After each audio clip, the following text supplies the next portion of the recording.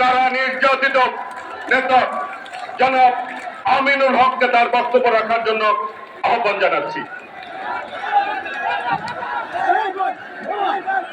বিসমিল্লাহির রহমানির রহিম।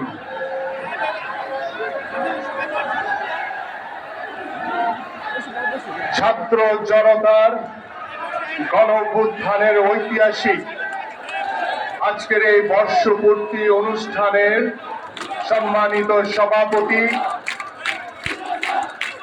বারবার কারা নির্যাতিত নেতা, বাংলাদেশ জাতীয়তাবাদী দল বিএনপির সিনিয়র যুগ্ম মহাসচিব এবং এই বর্ষপূর্তি অনুষ্ঠানের কর্মসূচির শোক বিজয়ের উদযাপন কমিটির আহ্বায়ক জনাব অ্যাডভোকেট রুহুল কবির রিজভী এবং আমাদের মাঝে প্রধান অতিথি হিসেবে উপস্থিত রয়েছেন যার নেতৃত্বে গত 17 বছর ওই স্বৈরাচার শেখ হাসিনার বিরুদ্ধে আন্দোলন করেছি, সংগ্রাম করেছি, যার নির্দেশনায় নেতৃত্বে বাংলাদেশ জাতীয়তাবাদী দল বিএনপি এদেশের সাধারণ মানুষকে একসাথে নিয়ে ঐক্যবদ্ধ করে ওই স্বৈরাচার শেখ হাসিনার পতন ঘটিয়েছি।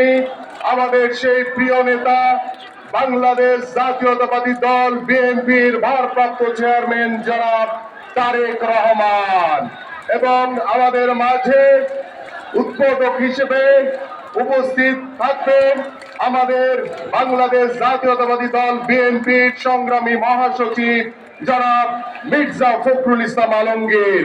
প্রিয় নেতৃবৃন্দ, বক্তব্য রাখবেন প্রধান অতিথি।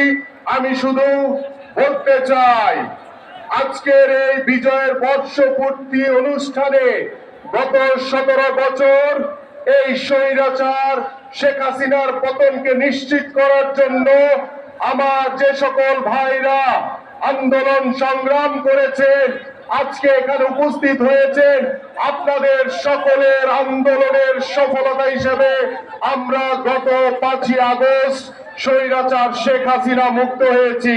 এই জন্য আপনাদের সকলকে বাংলাদেশ জাতীয়তাবাদী দল বিএনপির পক্ষ থেকে এবং দেশের সাধারণ মানুষকে আমরা আন্তরিক ধন্যবাদ এবং কৃতজ্ঞতা জানাই। আমি সর্বশেষ আরেকটি কথা বলে শেষ করব। আমরা আরেকটি বিজয়ের অপেক্ষায় রয়েছি। আমাদের মাননীয় ভারপ্রাপ্ত চেয়ারম্যান জনাব তারেক রহমান যেদিন বাংলাদেশের মাটিতে পা রাখবেন, সেদিন আমাদের আরেকটি বিজয় নিশ্চিত হবে। আমরা সেই বিজয়ের অপেক্ষায় রইলাম এবং বাংলাদেশ জাতীয়তাবাদী দল এদেশের সাধারণ মানুষকে সাথে নিয়ে, এদেশের সকল রাজনৈতিক দলকে সাথে নিয়ে আমরা একটি স্বচ্ছ পরিচ্ছন্ন রাজনীতির পরিবেশ তৈরি করব, যাতে ভবিষ্যতে কোনো ফ্যাসিবাদ বা স্বৈরাচারের জন্ম না হয়।